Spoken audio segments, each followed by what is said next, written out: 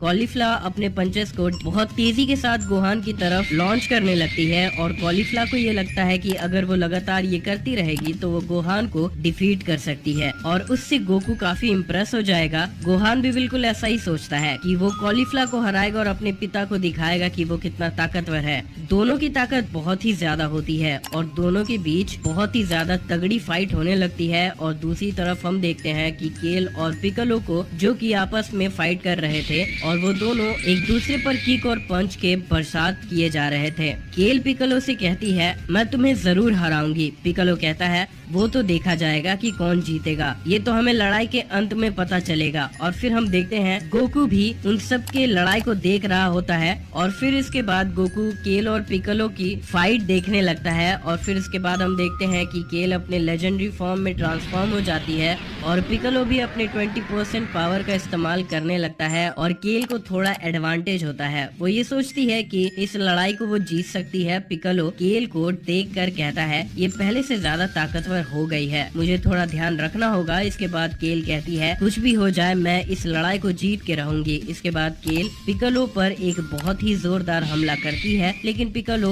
उसे रोक लेता है और कहता है मुझे हराना इतना भी आसान नहीं है। ये कहकर पिकलो भी उस पर एक ही ब्लास्ट से हमला करता है। केल पिकलो के हमले को देखकर बहुत ही ज्यादा कंफ्यूज हो जाती है और कहती है आखिर ये क्या था। पिकलो उसे देखकर कहता है तुम्हारा हमला मैंने तुम्हारे ही खिलाफ इस्तेमाल किया, मैंने तुमसे कहा था मुझे हराना इतना आसान नहीं होगा। इसके बाद केल कहती है तुम मुझे ऐसे छोटे मोटे हमलों से नहीं हरा पाओगे, समझे। इसके बाद पिकलो कहता है तो चलो ठीक है इस लड़ाई को आगे बढ़ाते हैं। इसके बाद हम देखते हैं केल और पिकलो में बहुत ही जोरदार फाइट होने लगती है और वो दोनों एक दूसरे के ऊपर ढेर सारे की ब्लास्ट कर रहे थे। इसके बाद हम देखते हैं गोकू हंसते हुए कहता है पिकलो की ताकत तो काफी ज्यादा बढ़ गई है और वो तो केल के साथ जबरदस्त फाइट कर रहा है। इसके बाद जेनोसामा कहते हैं वाह ये तो बहुत बढ़िया है, ये लोग तो लगातार अपनी ताकत बढ़ाते जा रहे हैं। ये सभी लोग ये देखना चाहते हैं कि ये लोग पहले से कितना ज्यादा ताकतवर हो गए हैं। इसके बाद गोकू कहता है मुझे नहीं पता केल और पिकलो में से कौन जीतेगा क्योंकि ये दोनों के दोनों लाजवाब है। मैं बहुत ही खुश हूँ तुम सब ने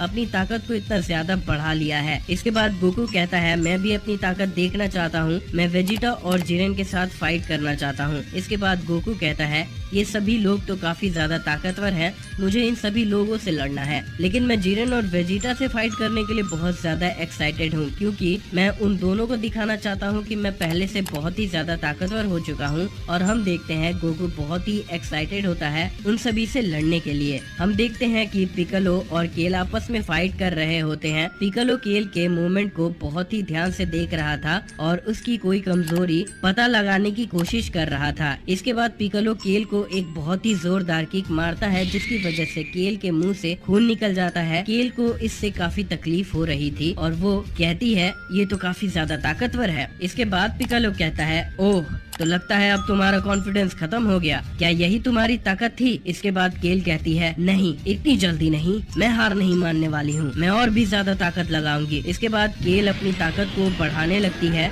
इसके बाद केल पिकलो के फेस पर एक बहुत ही ज्यादा जोरदार पंच मारती है और वो पिकलो पर एक जोरदार किक से भी हमला करती है। पिकलो उस हमले से बहुत दूर जाकर गिरता है। इसके बाद पिकलो कहता है मानना पड़ेगा तुम इतनी कमजोर नहीं हो। ये बात सुनकर केल कहती है तुम भी कम ताकतवर नहीं हो। इसके बाद गोकू कहता है ये बिल्कुल सही मौका है लड़ाई में जाने का। इतना सब कुछ देखने के बाद मुझे लगता है मुझे लड़ाई में जाना चाहिए। हम देखते हैं वेजिटा जिरेन से कहता है तुम देखो मैं तुम्हें कैसे हराता हूँ बेवकूफ कहीं के। और वेजिटा अपने हमले को लगातार जिरेन पर करता रहता है लेकिन हम देखते हैं जिरेन बिल्कुल शांत खड़ा होता है और वो वेजिटा के हमले को रोकता रहता है क्योंकि उसे वेजिटा से लड़ने में कोई भी इंटरेस्ट नहीं था क्योंकि जिरेन गोकू से लड़ना चाहता था।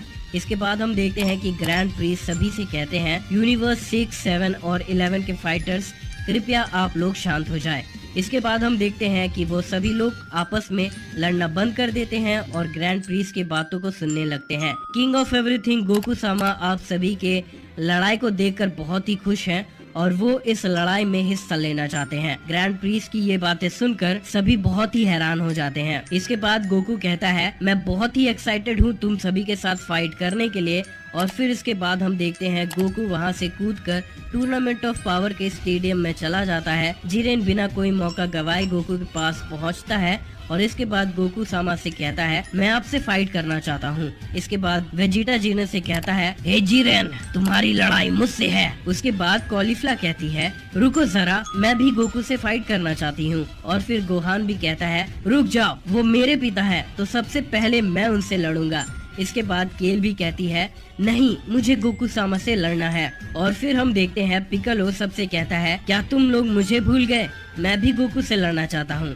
इसके बाद वो सभी लोग कहते हैं ये बहुत ही अजीब है। गोकू उन सभी की बातों को सुनकर कहता है हे तुम सब लोग साथ हो जाओ। इसके बाद गोकू कहता है मैं खुद डिसाइड करूंगा कि मैं किससे लड़ूंगा, तो मैं जिससे लड़ने वाला हूँ वो है कॉलीफ्ला। इसके बाद कॉलीफ्ला कहती है ये हुई ना बात, अब मैं गोकू को अपनी असली पावर दिखाऊंगी। इसके बाद वेजिटा कहता है ये तो इससे लड़ने के लायक बिल्कुल भी नहीं है, ये तो काकारोट के सामने बिल्कुल भी नहीं टिकेगी। जिरेन कहता है ये तो बहुत ही ज्यादा कमजोर है।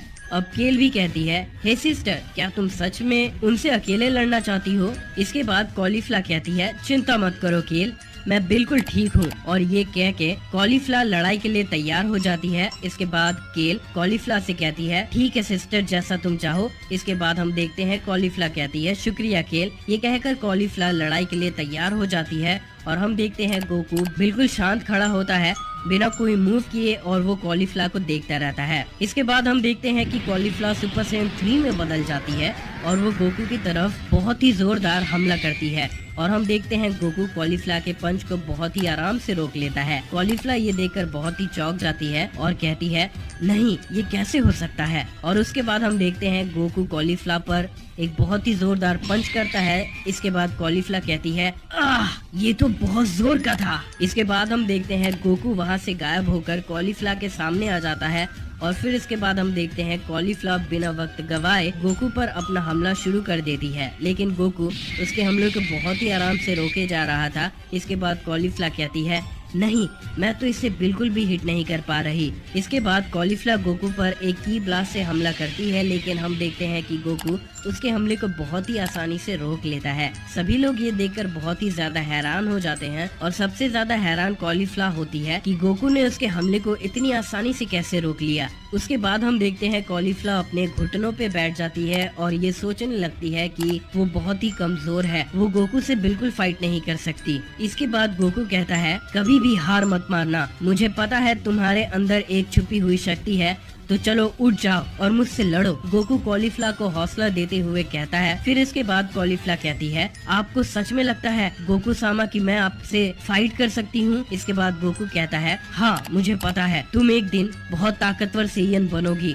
और जिन्हें तुम प्यार करती हो तुम उन सभी को बचाओगी। इसके बाद हम देखते हैं कि कॉलीफ्ला गोकू को थैंक यू बोलती है और उसके बाद गोकू कहता है ठीक है कॉलीफ्ला, अभी के लिए इतना ही, अब मैं चलता हूँ।